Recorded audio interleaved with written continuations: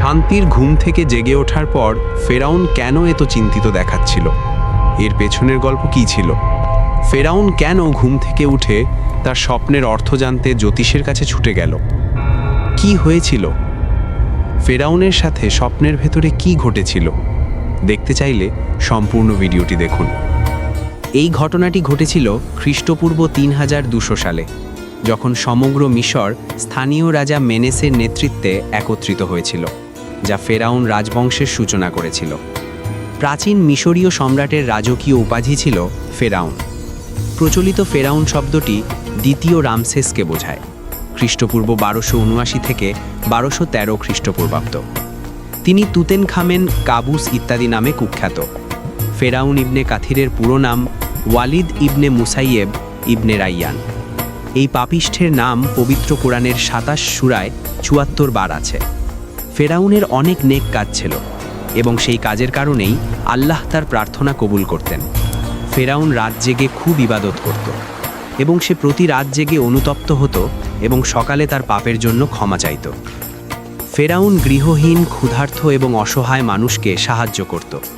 সে গোপনে আল্লাহকে স্বীকার করত এবং তার সাহায্য চাইত। দুর্বলদের প্রতি তার শক্তি প্রদর্শন থেকে বিরত থাকত। সে যতটা সম্ভব দান করত। প্রাচীন মিশরের রাজধানী পেন্টাটিউক ছিল দ্বিতীয় রামসেস নামে একজন ফারাওয়ের বাসস্থান। তার ১১১ জন পুত্র এবং ৬৭ জন কন্যা ছিল। বলা হয়েছে, একবার ফেরাউন একটি ভয়ানক স্বপ্ন দেখল এবং একজন দোভাষীর মাধ্যমে জানতে পারে যে ফেরাউনের রাজত্ব বনি ইসরাইল গোত্রের এক পুত্রের নেতৃত্বে শেষ হবে। এরপর ফেরাউন কোনো পুত্র সন্তান যাতে জন্ম না নেয় সেই জন্য গুপ্তচর পাঠায়। সে তাদের নবজাতক পুত্রদের হত্যার নির্দেশ দেয়। এইভাবে সে হাজার হাজার বনি ইসরায়েলি ছেলেদের হত্যা করে।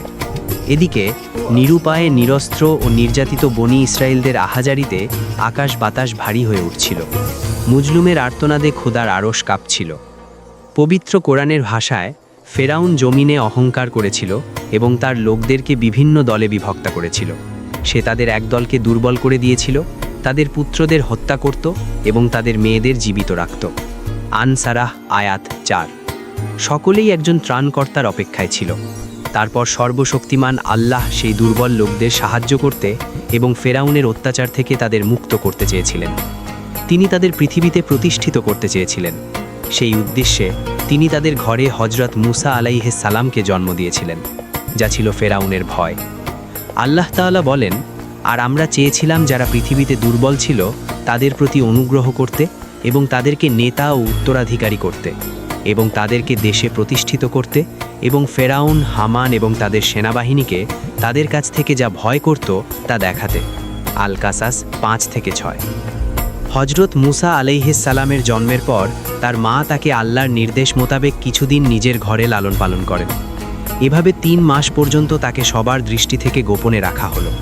তার জন্মগ্রহণ করার সংবাদও কাউকে জানতে দেওয়া হলো না। কিন্তু গুপ্তচরদের অনুসন্ধান এবং পরিস্থিতি গুরুতর হওয়ার কারণে বেশিদিন এই ঘটনা গোপনীয় রাখার ভরসা পাওয়া গেল না। ফলে তার মায়ের উদ্বেগ এবং অস্থিরতা বৃদ্ধি পেতে থাকল।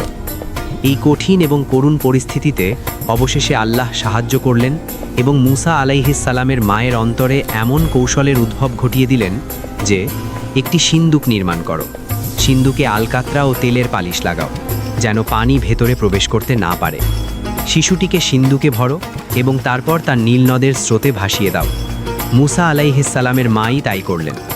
ফেরাউন স্ত্রী সেই বাক্স কুড়িয়ে এনে হজরত মুসা আলাইহিস সালামকে নিজের ঘরে লালন পালন করে। অতঃপর শক্তি সামর্থ্যের বয়সে পৌঁছে হজরত মুসা আলাইহিস সালাম অন্যায়ের প্রতিবাদ শুরু করেন। বনি ইসরায়েলের ওপর নির্যাতন বন্ধের দাবি তোলেন। ফেরাউনকে অন্যায় ছেড়ে ন্যায়ের পথে আসার আহ্বান জানান। কিন্তু ফেরাউন তখন ক্ষিপ্ত হয়ে হজরত মুসা আলাইহিস সালামকে দেখে নেওয়ার হুমকি দেয়। তর্ক বিতর্ক ও জাদুর আয়োজন করেও হজরত মুসা আলাইহিস সালামের সাথে সে পেরে উঠতে পারছিল না।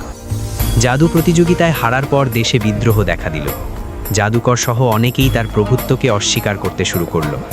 বিদ্রোহ দমনের জন্য হজরত মুসা আলাইহিস সালাম ও বনি ইসরায়েলিদের হত্যা করার ষড়যন্ত্র করতে থাকল। হজরত মুসা আলাইহিস সালাম হত্যা করার উদ্দেশ্য নিয়ে ফেরাউন ৬,০০০ কিপ্তি সেনা নিয়ে হজরত মুসা আলাইহিস সালামের অনুসারীদের তাড়া করে লোহিত সাগরের তীরে নিয়ে এসে আটকায়। যখন হজরত মুসা আলাইহিস সালাম এবং তার গোত্র বনি ইসরাইল জাতিকে নিয়ে লোহিত সাগরের তীরে এসে দাঁড়িয়েছিলেন, তখন বনি ইসরাইলের একজন লোক বলল, আমরা বন্দী হয়েছি। তুমি কার কথা শুনছো? তোমার আল্লাহকে বলো আমাদের সাহায্য করতে। ঠিক তখনই আরশ থেকে আল্লাহ বললেন, হে মুসা, তোমার লাঠি দিয়ে সমুদ্রে আঘাত করো। হজরত মুসা আলাইহিস সালাম সমুদ্রের পানিতে আঘাত করার সাথে সাথে সমুদ্র দুই ভাগে বিভক্ত হয়ে গেল এবং সেখান থেকে একটি পথ বেরিয়ে আসলো। হজরত মুসা আলাইহিস সালাম এবং বনি ইসরাইলের লোকেরা সমুদ্র পার হয়ে সমুদ্রের অপর পারে চলে গেলেন। সেই মুহূর্তে ফেরাউনের বিশাল সেনাবাহিনী লোহিত সাগরের কাছে এসে তার সামনে দাঁড়ালো এবং তারা দেখতে পেল যে সমুদ্র দুই ভাগে বিভক্ত হয়ে একটি পথ আগে থেকেই তৈরি হয়ে আছে এবং ফেরাউন তার বিশাল বড় সৈন্যবাহিনী নিয়ে সেই পথে যেতে শুরু করল। ঠিক তখনই মহান আল্লাহ হজরত মুসা আলাইহিস সালামকে বললেন, হে মুসা, এই সমুদ্রের পানিতে তোমার লাঠি দিয়ে আবার ঘরটিতে আঘাত করো। তিনি লাঠি দিয়ে আঘাত করার সাথে সাথে সমুদ্র তার জায়গায় ফিরে গেল এবং ফেরাউনের বিশাল সেনাবাহিনী এবং ফেরাউন সমুদ্রের জলে ভেসে গেল। মহান আল্লাহ তাআলা বলেন, অতঃপর আমি তাকে পাকড়াও করলাম এবং তার সেনাবাহিনীকে পাকড়াও করলাম, এরপর তাদের সমুদ্রে নিক্ষেপ করলাম। অতএব ভেবে দেখো জালিমদের পরিণাম কেমন হয়েছিল। সূরা কাসাস 36-40। ফেরাউন দলবল সহ সলিল সমাধিস্থ হল, অহংকারের পতন ঘটল। হজরত মুসা আলাইহিস সালাম ও তার গোত্রের লোকেরা মুক্তি পেল।